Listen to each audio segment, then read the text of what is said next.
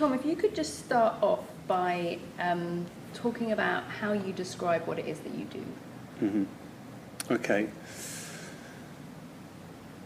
What we do now is quite different from what we've been doing for the last few years. We came into this world from kind of corporate backgrounds. We came into this world from marketing, communications, innovation for big multinationals. But through the work that we've done through Good for Nothing, we've sort of discovered this amazing world of grassroots innovation. You know, this amazing stuff that's happening, and sort of, you know, we came into it through Good for Nothing, that brings groups of people together with lots and lots of different diverse skills and gets them working on problems, challenges, briefs for people who never normally get access to those skills. So that's how we came into the world, and we've been sort of playing around with that, trying to work out how to make that grow, and we'll talk about that. But we've, you know, pretty much concluded that the magic of that process is about the nothing. It's about the fact that there's no financial transaction involved, and that yet there's all this talent and skills and, you know, amazing energy that happens when people help each other. So what we're doing now in our day job, I suppose, is taking some of the stuff that we've learnt there, but also looking at, you know, the stuff that really motivates us. So the things that really motivate us now are sort of, I guess it would be what you call big systemic intractable problems. And one of the things that we've realised is that no one is ever going to come to us saying, guess what, you know, we wanted to solve this problem and we want to do it with a whole bunch of people who we don't know, and we don't know who they are, and we don't know how it's going to work, and we don't know what we're going to do, and we don't know how we're going to fund it, and we don't know what it's going to look like in 3 months or even 6 months' time. No one's ever going to come to us with that challenge. So rather than trying to respond to the market, because the market's just moving a lot slower than the pace of change that's needed, we've decided to try and sort of accelerate that by doing what we call swarming. And swarming is collaborative problem solving. You know, it's collaborative innovation, if you like, and it's inviting participation from multiple stakeholders from across different sectors to come and solve the problems with us. And we're going to look at all sorts of, we already are looking at all sorts of different ways in which that works, but, you know, at its heart, it's collaborative problem solving with really diverse groups of stakeholders. And will that be across different sectors? Yeah, so it's easiest to talk about in terms of examples, I think. So we've kind of hit the ground running with one example, which is a project called Project Wild Thing. And Project Wild Thing is initially it's a feature-length stunt documentary about a systemic issue, which is that kids are becoming increasingly disconnected from nature. In fact, we're all becoming increasingly disconnected from nature. But we did some work with that through Good for Nothing, and subsequently we've been working with a collaboration that includes people as diverse as the RSPB, the National Health Service, a big play charity called Play England, playing the Scotland, Wales, Northern Ireland, there's tons of them. The Woodland Trust, the Wildlife Trust, the Scouts, the National Trust, a big supporter of that programme. And we're getting those groups working around how we might start identifying and breaking down the barriers. And we've chosen in that initiation to start with a film, to start with content, to open up a conversation with people. And then to support that using all the tools that we know, which is bringing groups of people together, develop solutions, prototype things, involve other people, invite participation, you know, use content and the online web and social web to sort of fuel that conversation, and to start taking that out and growing communities. And if that community sort of gets a bit of momentum, then potentially it becomes a movement. But it's that kind of mechanism that we're looking at. So that one's got a massively diverse community. It's leading with a product that's effectively a film, and that will be supported in time with what we hope to be lots of other innovative products and services that help to achieve the impact in that one, which is, you know, if you look at it right now, kids' roaming areas shrunk by 90%. They're playing less than half the time that they used to outside. They're spending the whole time on screens, which isn't a bad thing, but it's also, you know, it's how do we get the right balance between wild time and screen time. So yeah, that's a really good example of how to, you know, of an example of a thing that we're doing. And how do you decide what challenge or problem you want to solve? It's a mix. In the sort of the end version of what we're doing, we'd love there to be, content that we put out that compels people to want to get involved in doing this. At the moment, we're working off our passion, really, and our intuition, and opportunistically on things that kind of pop into our world. So that one popped into our world, and we committed ourselves to helping, and we've just, we've continued to do that. What we want to be able to do in time, as we gather momentum and the right diversity and expertise, is to take on things that that we're also passionate about, but are actually more urgent. So energy, water, climate change, the big ones. It's been quite nice to potentially look at it maybe through something that's a bit more of an indirect way. Addressing a generational issue is quite a nice way into that. But at the moment, it's just we're picking things and inviting participation. Could you keep your chair still? Yeah. Sorry, I'm wobbling. Yeah. You already talked about some of them, but can you describe your strategies and tactics a bit more, please? Yeah, so the first thing that we think needs to happen quite often if you're trying to solve these problems is you need to, it's important to help engage people with the thing you're trying to do. It's got to feel as exciting as, or probably more exciting than the day job. And that's as much about storytelling and good content, good visual content as anything. So it's how do you pull identity around an issue, bring in the stories, the inspiration, what people are already doing. How do you frame it in a way that makes people go, actually, I'd really like to do that, and actually makes it like I can go and do that.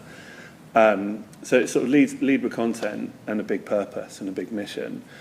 And then I suppose a lot of what we're doing, there's been a lot of work done on kind of online crowdsourcing and just trying to invite people to come up with ideas wherever they are in the world around things. And that has a role and a place, but I guess what we've learned is that the real magic happens when you create the conditions for people to come together in real environments. And when you do that, all sorts of unpredictable but amazing things happen. And so that's the other part, it's like creating the space and the conditions for real collaboration to occur. And not just doing that through exchange of ideas, but doing that through the creation of tangible prototypes. So I think there's a lot of forums that do really, really well at getting people to effectively agree violently with each other. And there's actually definitely a massive place for that. I think the area that we're most interested is a bit once everyone's violently agreed with each other, which is right, now what do we do? We want to work at that bit there. We don't really want to be thought leaders or any of that sort of stuff. We want to be the people who are prototyping and being known for the prototypes, because I think once people see prototypes for things that could be different, then it's much easier to get behind. So the tangibility, I suppose, would be a big part of it. And even if that isn't we have a lot of people come to our things who are big thinkers, and no one can understand them. And it's not that they're wrong, they're probably right. It's just that it's very, very hard to prototype with a big thinker. And what we've learned through experience is that the big ideas start with small, tightly defined ideas that grow and escalate and build momentum around them. And you can still have a vision for what you're trying to do, which is where the big thinking comes in. So you're pointing all your energy in the right direction. But what we think is really important is it very quickly manifests itself as something that you could go out and try and test with people. So yeah, that's the main thing, is sort of experimentation, prototyping, self-organising, different ways of working. And that last one actually is probably one of the potentially most interesting and possibly one of the most disruptive. I think people are very, very bad at being told what to do. They're increasingly fed up with managing hierarchical, linear organisations and actually just very linear, process-driven ways of working.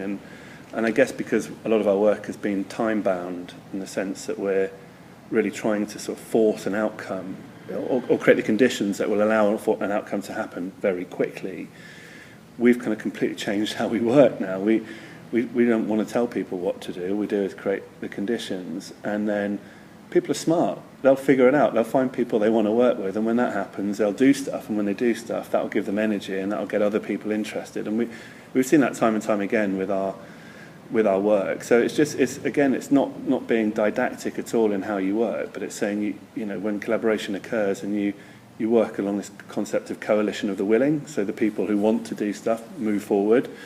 And sometimes you move forward and you'll be in the hot seat, and sometimes you followership is as important as leadership. You'll be in the back seat, but you'll move forward when you need to. I think these are all things and themes that we're playing with, that we think, as we see like life in bigger corporations are desperately crying out for. And actually, to be honest with you, you can't solve these systemic problems in traditional ways. You have to look at, or we believe you have to look at it in other ways. And how easy has it been to go from a model that's more didactic to letting go in the way that you're describing and focus on creating the conditions rather than trying to influence the outcome? It's really hard because I think it's so ingrained in us to want to make ourselves the centre of attention and to want to be needed and to want to be the person who has been able to facilitate an outcome. And actually the truth of it is, when you're doing that, you've got to ask yourself some really deep questions about what role you're playing and why. And don't get me wrong, there's still a need for really good facilitation and dialogue and all of these concepts that build empathy and understand and intimacy in groups. That's all really needed. It's just there's quite often, inadvertently, people in the middle will create consequences they're not aware of, and they will make themselves too central to the outcome. And actually, when you get out of the way, all the magic happens. And we've learnt that time. In fact, the very first Good for Nothing, big debate. Should we facilitate it? That was the big question. Should we each take a group? Like Tom, Dan and I, we could each take a group.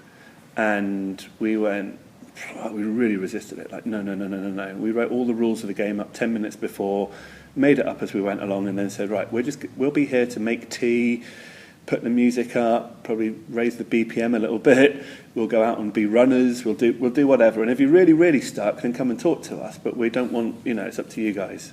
And so that was a good example. We've just done it again on Good for Nothing at Camp Nothing, where we've pretty much taken Good for Nothing and said to all the people who want to do it in their own cities, here's what's really frustrating the hell out of us. It's annoying us. Here's what we'd really like to be able to achieve. How do we do it? And ask us if you want our opinion, and we'll share everything that we've done, but we want you to do it because it won't work unless you take it on and make it happen. So it's really, really hard, particularly if you've got a personality that likes to feel like you're important, and I think nearly all of us have that in some way. But we liken it to, like, if you put on a good you don't need to be the star of the party to have a good party. If you're a really good host, we'll introduce, we'll say hello, we'll welcome people, we'll make them feel warm. We'll have done enough preparation that there's, the right people are in the room, that there's good music, that there's good food, that there's good drink. This is all the stuff that we actually really think about a lot. And then you just got to hope that, something happens. And people are good. If you create that, they will invariably do some stuff. And sometimes they'll do way more than you ever anticipated. And so it's that kind of risk and uncertainty of, we can't predict the outcome. All we can do is create the space, and that's really quite hard to do. But when you do it, it feels brilliant.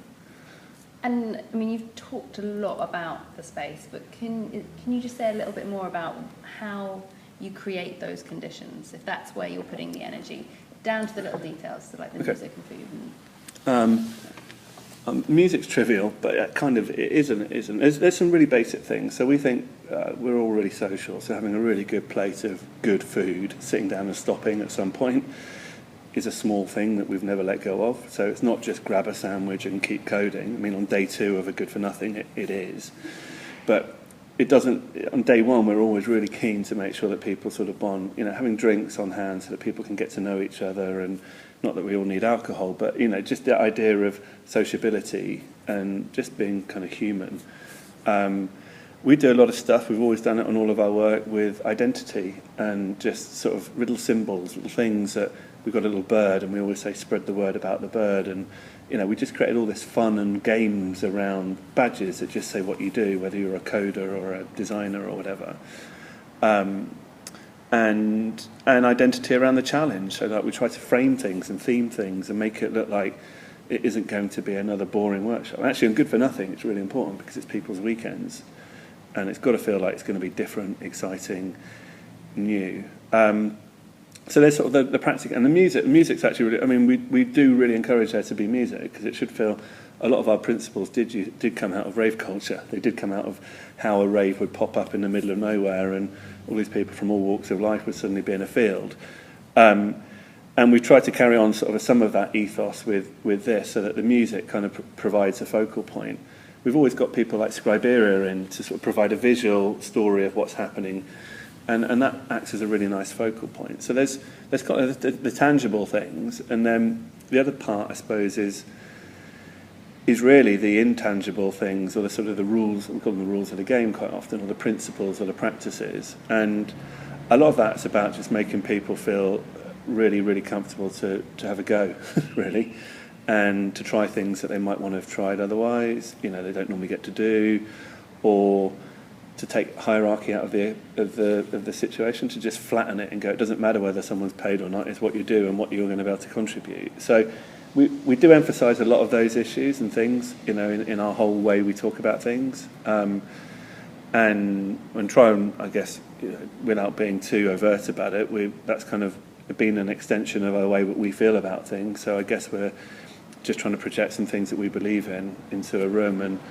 and we've added to those over time as people have told us other things that have worked and haven't worked, and we try and make those stories that get told. But, you know, the other principle I just think is time-bound, sort of what I'm now calling interval working. You know, and it's the idea that you can just get 80% of the way there in the first 20%, and there's still room for craft. You always need craft. But you get so far so quickly, and actually that energy that you get in that first bit is invaluable all the way down the line. If you don't get that in the first bit and get that sort of alignment around an idea or a potential solution, you don't ever really get enough oomph into something to keep it going. So yeah, we spend a lot of time just trying to really understand what a group is feeling. We measure everything quite often by the level of noise in a room.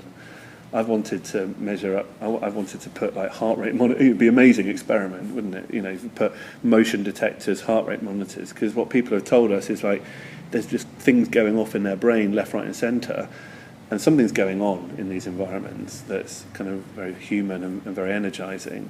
It'd be great fun to try and work out like what it is that's actually doing that. But we really do try and create the conditions for like that energy to sort of happen, really. It's quite weird because I guess a big part of what we've done is try not to document and profile. We're kind of doing it rather than sort of thinking about the theory of doing it or the rationale. We have lots of people come and tell us actually quite often, hey, you know, that's just like this thing over here. And when we started, obviously a lot of our work was a hybrid of lots of things that we'd been influenced by. But I guess we probably have a bit more of a do then post-rationalise afterwards mentality rather than a think let's get it right before we do, because something that's alive and real and going somewhere in our world, at least we feel quite important, you know, has got more chance of becoming something than something that never makes it out of your head or your conversation.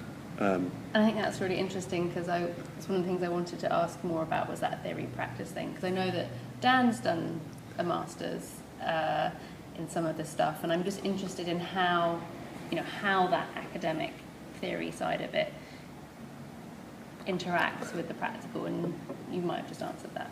No, I mean there's a lot of things that are sort of by experience and probably by design, but not forcefully so. So I guess when you take this idea of appreciative inquiry, so Dan's MSc talks a lot about action inquiry or appreciative inquiry, and about how groups listen to each other and reflect and act and reflect and act and iterate. And you know, then obviously I'm a scientist by training, and I've done a lot of hypothesis, experiment, results, tests. The scientific method is actually quite similar, and then you talk to the technology crowd and they're all talking about agile development, and it's a similar thing of, you know, the minimum thing that you need to test whether something's got legs, and then you build with users or with people.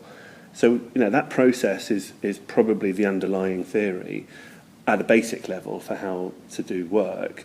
The bit that I suppose we're building more practice on top now is this sort of experimentation, the conditions for collaboration, forcing constraints through things like time and deadlines, and just seeing the effect of that when people do it. And we've been quite good, I guess, at measuring what people get out of the experience, both practically and emotionally. We've always tried to survey people and capture people's kind of stories, whether it's on blogs or through film or just getting them to tweet about it and capturing what they're talking about on Twitter or Facebook.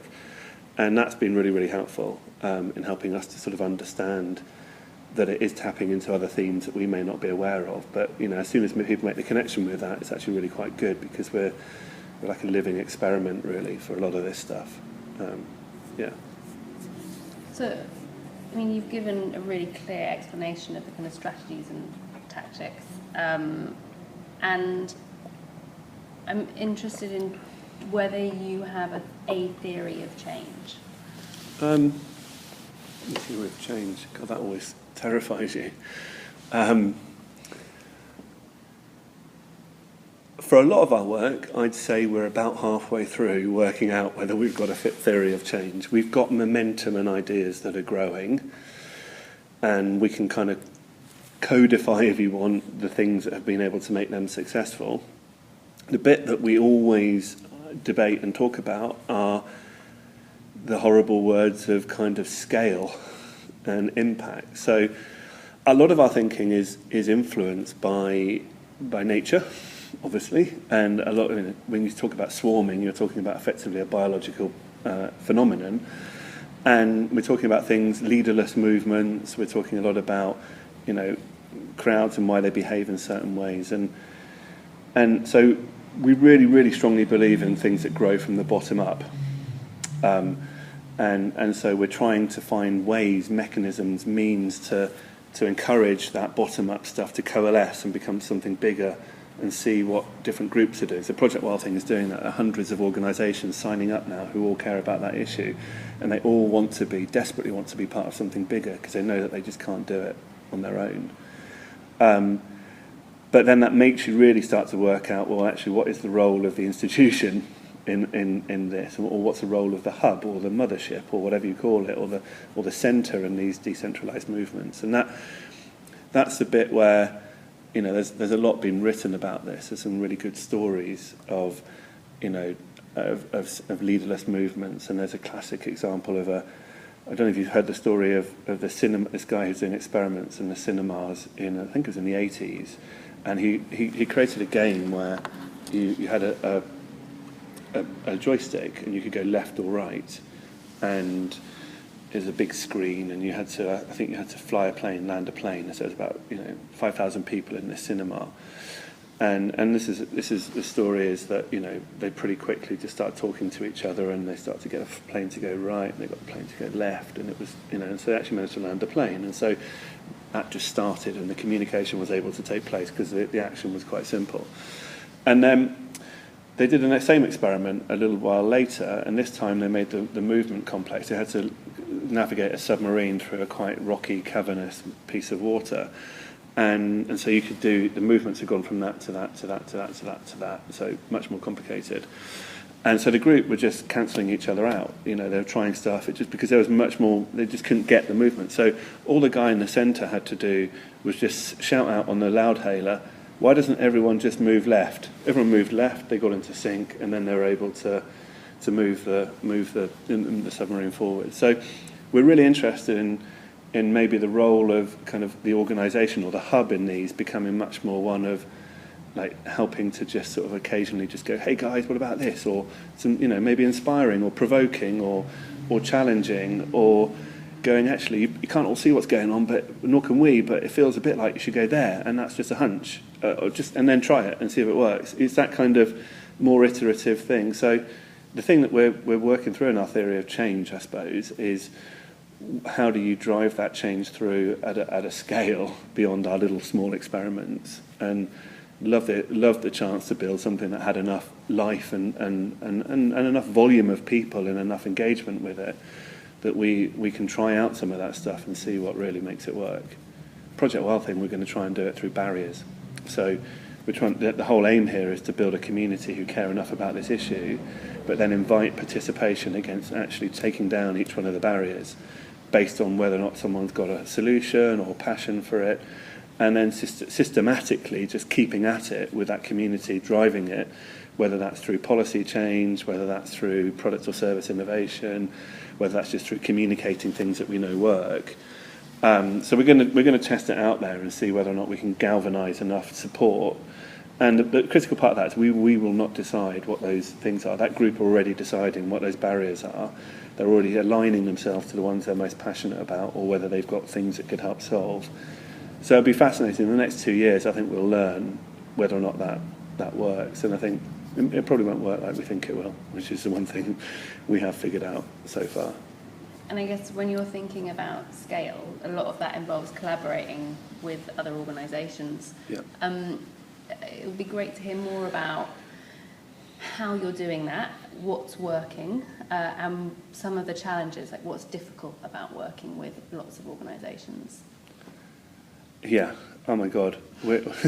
Nothing in the way that we have been taught, that we're legally structuring companies, we're taught how to lead and manage, or even just to work, has necessarily created the conditions for collaboration. It's almost like we've been forced to become, look after yourself, do your own thing. We talked to a university lecturer who's teaching design students recently, and she said it's a real problem. So the students now have their parents turning up, wanting to know what the return on investment on their degree course is going to be. And their students, therefore, are under a lot more pressure. Now, design is a classic collaborative discipline, and so she is really struggling to even get people to share their work via tools like Dropbox. And she's attributing a lot of that to the fact there's so much more pressure on the individual to get on in this sort of global race that everyone's talking about. So we found that, on one hand, it's incredibly hard to collaborate because, everyone's got their own interests at heart. They can't see bigger than their own agenda, and rightly so, because they're doing things that they need to do, and that's important. Then equally, we've seen the other side of it, which is actually when people sort of step out of their little world for a bit and see that actually collectively they could do something much bigger and accept that they can't do it on their own, that's where the conditions for really good collaboration happen, where the interests are aligned, the outcome is something that everyone can buy into, the purpose is something that everyone shares. And that's still rocky as hell, because every time you do anything, let's say your company X and your public sector Y, you've just been taught so differently that you don't have a language, you don't have tools, so you have to accelerate as much as possible through that and get to a point where everyone can understand each other. But that once that's all happened and people really, really do want to help, they want to help each other, they want to make things better, most people given a choice will want to do the best thing they can. And I think everything's just lagging way behind the practice here. So there's groups doing this stuff and without ever being told to, linking up. The bit that really makes it work, I think, is a demanding common task. We've talked a lot about this idea of something really tough that you just know you can't do on your own, and the sitting alongside someone or being alongside someone and doing something that leads to something better than you could have either done before almost builds a higher level of trust between you. And then once you've got that higher level of trust, you don't worry about contractual things or all of that rubbish. And it's almost like there's one world of business that's operating on sort of 19th century law, and there's another group of people who are operating just on humanity, human principles. It sounds a bit hippie, but it isn't. And we've seen and practiced and got it right and wrong in both of those scenarios. So I think that the stage that we feel that we're at is, the more that you can kind of put energy and momentum into that and create and the conditions so that people feel like they can contribute in those spaces, you can kind of work out the contractual bits and the legal bits afterwards. But it's not easy. I mean, we're building the Wild Network. That's 300 plus organisations in it. It's 6 or 7 organisations in the core of it at the moment. You know, there isn't precedent necessarily set for, you know, that kind of very diverse, multi-level, multi-stakeholder. What organisational structure should that have? I mean, and I don't know. No one really knows. And so how are you working that out? We are feeling our way and just trying to have, you know, just broker as honest conversation with all people around what they want to get out of it, what they really, really want to get out of it, what would make them walk away from it, what would really annoy everyone, what would frustrate everyone, what behaviours do we want to have as common, what values do we all share. You know, we have to work a lot around those things, and then you just have to get smart about trying to write those down in something that everyone can kind of go, yeah, I'm happy to work on this basis. There's other things that are happening in startup culture that I think are interesting here too, and open source culture. So, you know, there's a massive difference between the bit before you've got something that's tangible. So we call it start out. There's that first bit where you're all just trying to, you know, find an idea or a solution or something, and that's start out. Once it becomes an idea and it's got potentially momentum and legs, then it's a start-up. And that needs a different set of skills and things to make it go from start-up. And then once you've got past that, then you're at the scale-up stage. And again, it's actually different skills and things that are needed and interests. So different people can enter that. We find that we work really well between start-out and start-up. We're not necessarily the best people, though we know people in the network who really like taking things that are real and then making that work and repeating it and making it kind of grow. So there's stuff there that's helpful in that sort of framework of start out, start up, scale up. But we haven't, you know, I'm really interested in companies like Holacracy who have started to look at, you know, really democratic decision-making principles in their company. People like Netflix. There are other examples of companies who are trying these sorts of different mechanisms to govern and make decisions. But it's not like limited company or limited partnership or CIC necessarily has any of that baked in. You've got to be creative around it still. And we've only scratched the surface of it. And I think you've mentioned some of these already, but who do you see as your allies and fellow travellers on this path? Not necessarily in terms of issues, but in terms of approach. I don't think we've got enemies. I mean, yeah, we've tried some stuff and probably made some mistakes, but we try and be human about it. I guess we're optimistic, and we sort of see everyone in that very naive, you know. We had Muhammad Yunus speak recently, and he was so inspiring because he was just talking about, actually, it's baked into all of us to want to be able to do this. It's just we've got to peel back a few layers to get there. So we have long debates about, you know, who do we really would we want to do something if, let's say, crikey, let's pick a really hard one, right? ExxonMobil, right? Let's say Exxon come in and say, we really, really want to fund a big program that's going to dramatically reduce carbon in the atmosphere, and we're prepared to put this amount of resource in.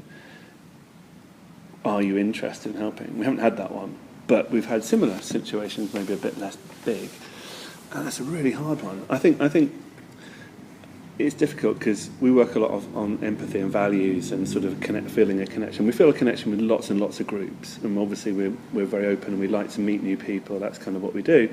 So we almost see everyone as, you know, everyone can always do something, and there's always a point at which someone can move into the front seat, and wherever you are in the process, there will always be a group who want to do that, and so we see it that way. But it does get quite moral, actually. And without sort of having an answer, we do find ourselves having quite interesting moral debates about the limits of a capitalist market, or the limits of an enterprise to solve a problem versus actually just creating conditions that people can do it themselves. And the role of, I mean, clearly you get to the role of government, local government, corporations, and their values and what they're doing. And I think our general principle is, if people are not, we judge it a lot by what other people in our community would feel about it, because we can't do things unless a wider community wants to do it. And we nearly always have to ask that question. So how would you feel if we had this? And so you test it. But I think if people, the problems are so significant and they're so huge that I would find it very, very hard to have a conversation with ExxonMobil about that, because you're looking at that weight of evidence that says protecting the status quo versus this tiny slither of investment to change. And it comes down to people at the end of the day. Are the people who are doing that people who you think you can collaborate with? I mean, in corporate terms, we've seen a lot of what we call the ejector seat phenomenon, where we have done work with people that has directly led them to want to leave their company. And that, in some cases is a positive thing. It's always positive, for them it's the next stage of their journey.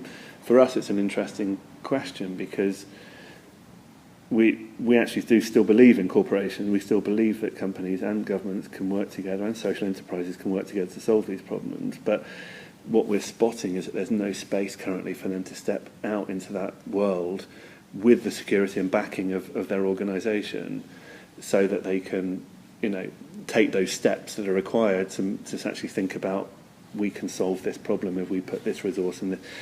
So I guess we're still testing around that one.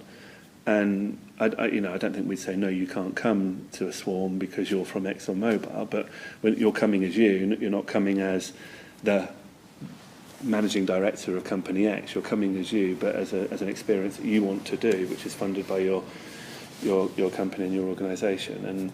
And then doing a lot of what we call Sherping, which is coaching, and just talking to people and listening to what they want to do and what kind of things they would like to be doing with their work.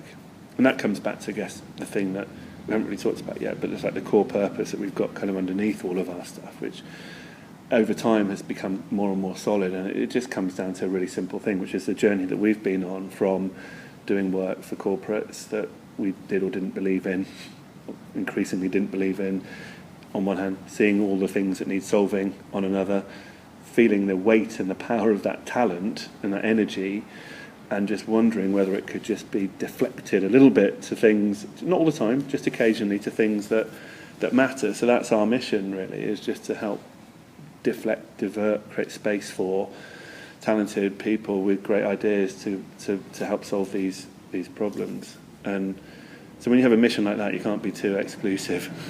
So one of the things that we're trying to do is make this stuff really tangible, and to get an idea of what the day-to-dayness of this work is like.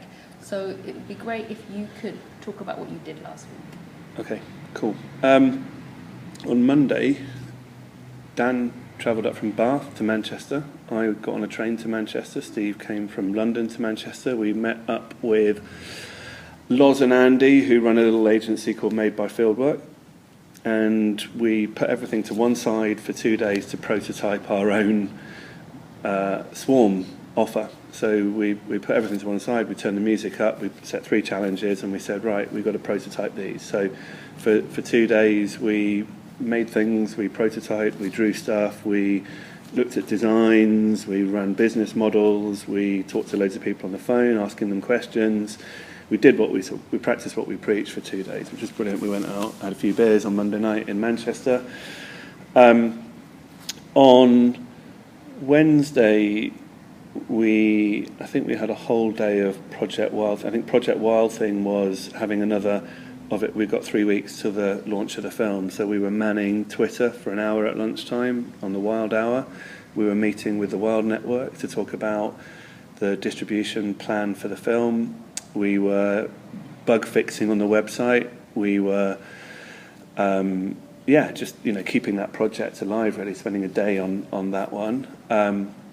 On Thursday, we met a group who are looking at a really interesting immigration challenge, and it's a really diverse group, including a big law firm and a philanthropic foundation from the States, looking at innovation in both the legal sector in terms of getting access to legal resource, and also innovation in terms of immigration and getting immigrants access to legal advice in a fair and efficient way.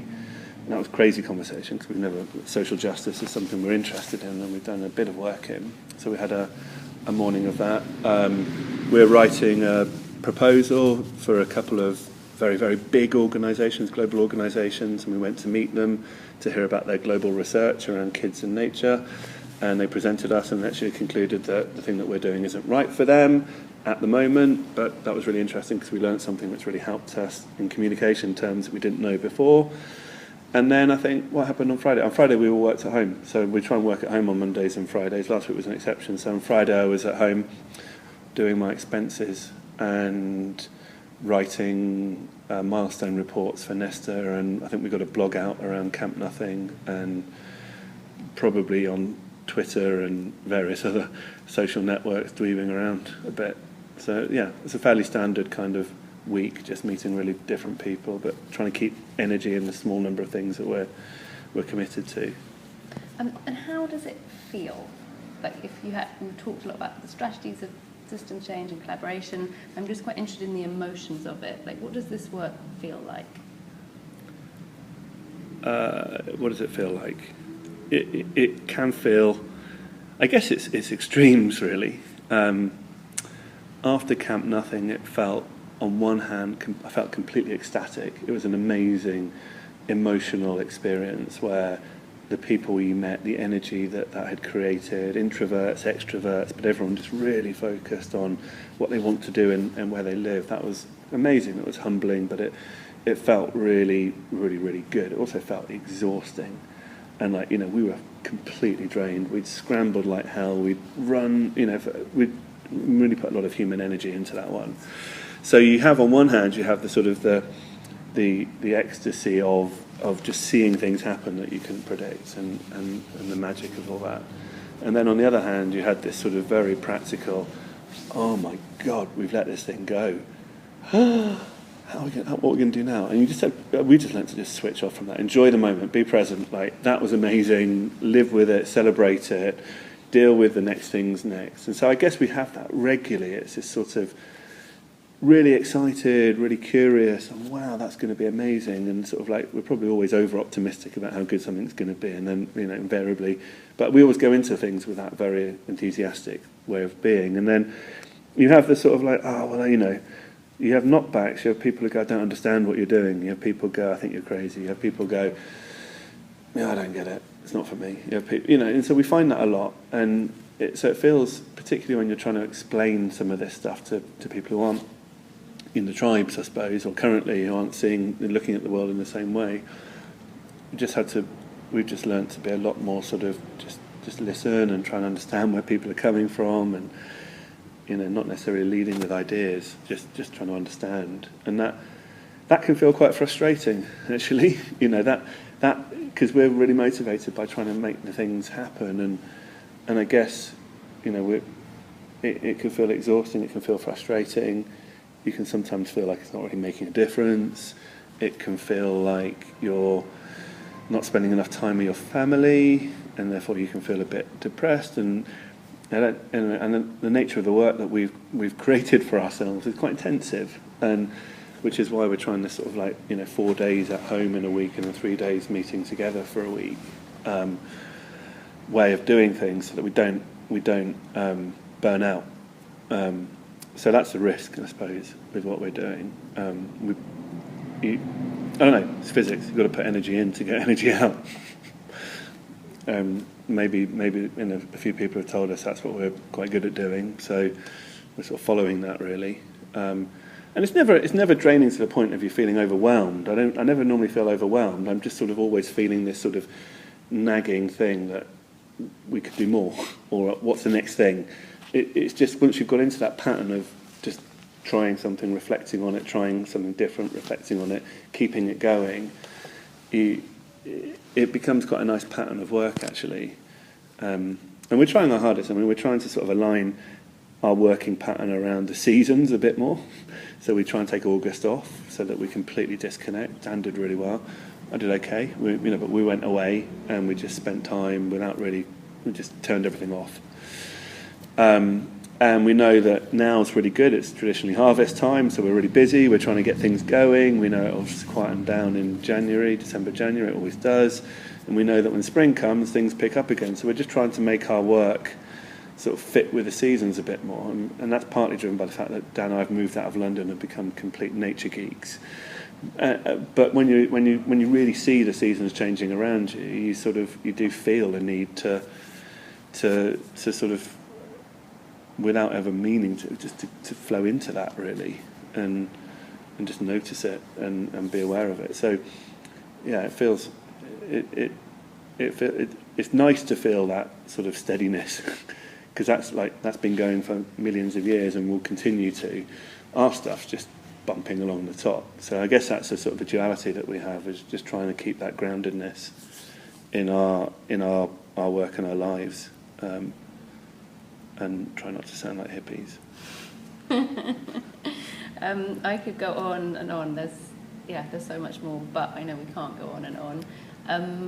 Is there anything I haven't asked that you think is important?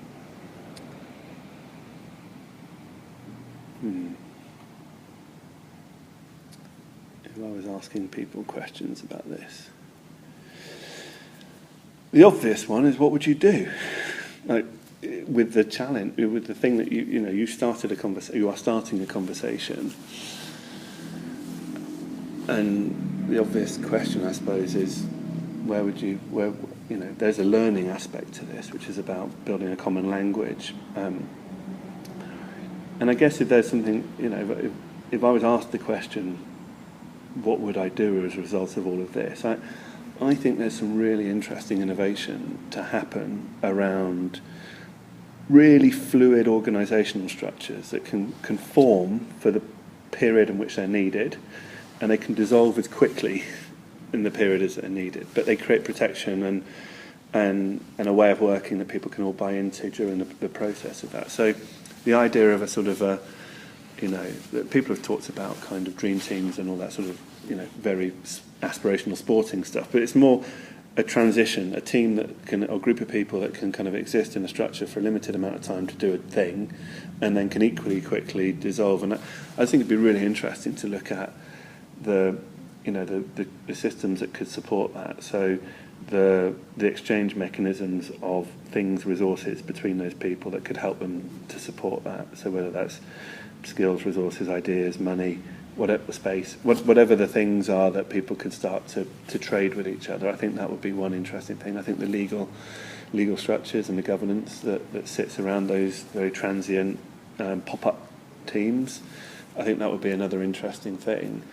And I think just the sort of I guess the third thing would be that how those teams then kind of gain much wider support and traction for their ideas. So how you could create content or ideas that can travel through the sort of more mainstream media channels and kind of make this feel much more normal to people. Because what we're talking about is a very, very tiny sliver of people who are, the imaginals or whatever they're called in academic terms, but the 5% who are thinking and changing things and trying things and connecting and that sort of thing. And I genuinely believe that group can change, but I am interested in the communication of these themes so that it can become more accessible to more people. So yeah, ways of working, exchange mechanisms, the story and the media and the sort of the marketing of it really would be really interesting. And I guess they're sort of things that we've got in our radar coming down the track, mainly because, let's say we want to do a collaboration. One of us has got to come to the other with a project. That's why we started Good for Nothing, because we didn't have to go to anyone to get money, because there's no money involved. So you take money out of the equation. But if you put money in the equation, one of us has to currently go, well, I'm going to have this bit and you're going to have that bit. Money's the very most basic, and it's probably the most crude version of the thing that fuels that collaboration. It's not really that fuels it, it just enables it. But, I think the things that are interesting are where it becomes bigger for everyone. So, that you can come with opportunities that are going to create additional funding, create diversity, that are going to mean that more players can become involved in that, more people can get involved in that and participate and contribute to it. And it's those sort of things that I guess we're probably going to have to prototype our way through next. And I think it's really interesting to think about the funding as well. So you're saying, you're solving problems that are enormous. No one's going to come to you and say, solve this problem. So what are the funding models for systemic change?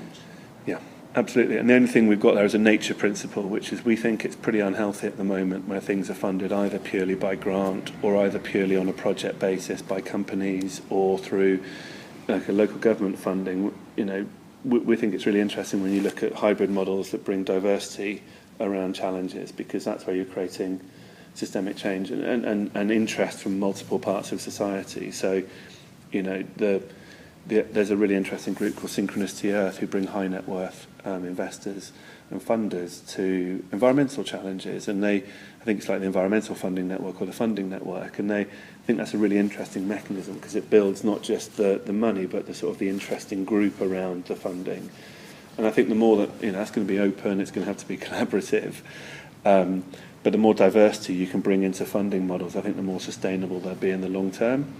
So yes, things have got to wash their face and you've got to create income that can keep these things alive, and that's an important part of it. But, you know, I think it's just the way that we're being quite entrepreneurial about it. We're looking for diverse sources of funding to fund these things, and that principle of nature, which is, you know, diversity rules, is quite a driving principle in that.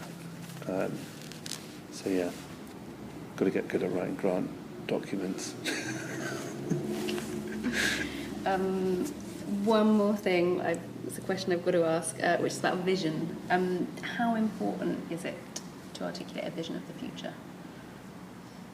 I used to think it was really important. I don't anymore.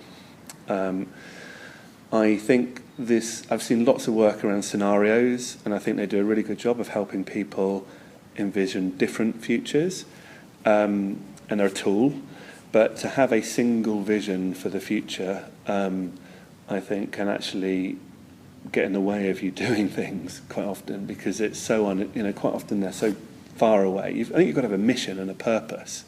I think that's really, really important. But an actual vision of where you want to be in however long and what you want to have achieved, every time I've ever tried that, it just feels unattainable. So I think the principle of looking forward and identifying what's going to be happening and what impact you might like to have had, I think that's quite important. Identifying and articulating a sort of a sense of purpose and a mission to drive you, what drives you, I think that's really important. But being beholden to sort of like singular vision statements or scenarios that you believe will happen, I mean, most things don't happen, you know, they don't happen in that very linear way. Things come along and change everything, and you never think that things are going to happen the way they do, and then, you know, constantly get surprised and something else will happen. It's very, very hard to think about it in those terms, and at least at work we've seen a lot of people get very, very held up on visions because there's an intellectual process that you don't feel anything in vision making, and you also can't, you know, someone goes, great, we've got a great vision, cool, so what does it look like? And you need a prototype immediately. You need something that someone can see, and you know, everything can be prototyped. Policy can be prototyped. Products and services can obviously be prototyped.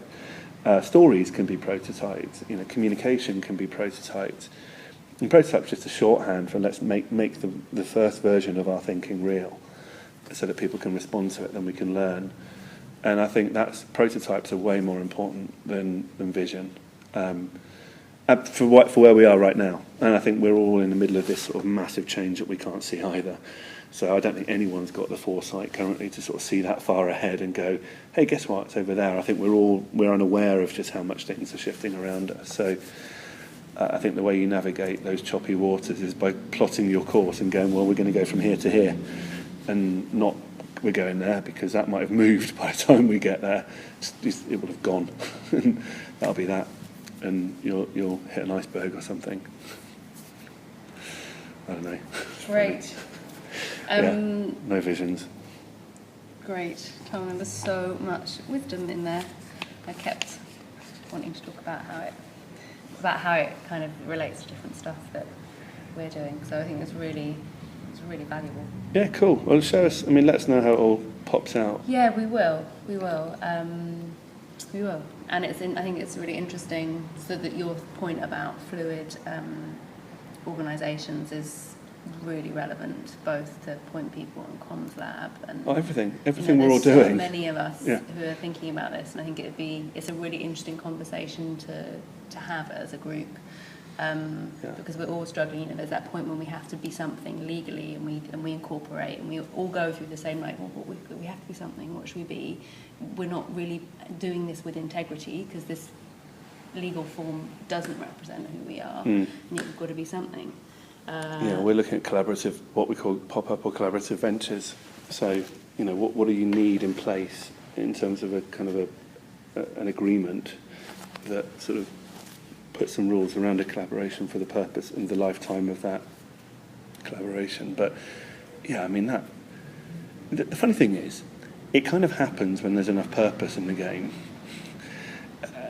But it is equally difficult when the money thing kicks in.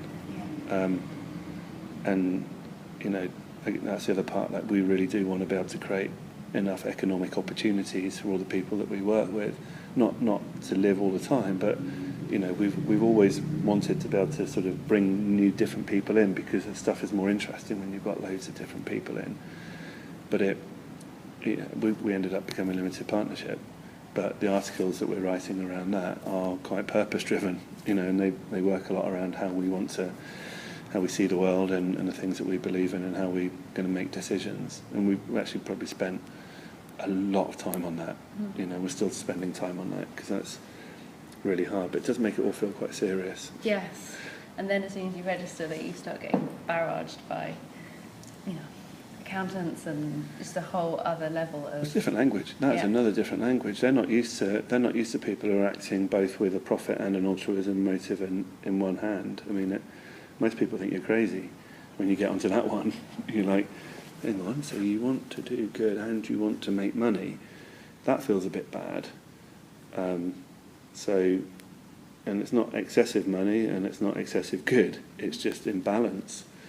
So yeah, a lot of the, you know, Steve talks a lot about that, which is, you know, having come out of corporate world, you know, there's this trade-off in people's minds between using your skills for commercial reasons and then using your skills for altruistic reasons, and a lot of offsetting behaviour happens when you do that. That duality is really hard to live with, actually. Once you've sort of got your brain in the world of, I want to do stuff, right? I want to make things happen, I want to solve these problems, I want to work with other people to do that, you kind of go, I can't live with that. Like, how do I do this on one hand and then this on the other? And then, as you say, it's how you create the space to be able to stay within your corporate world and embody that altruism. Yeah. And I think, you know, with the lab, that's our area.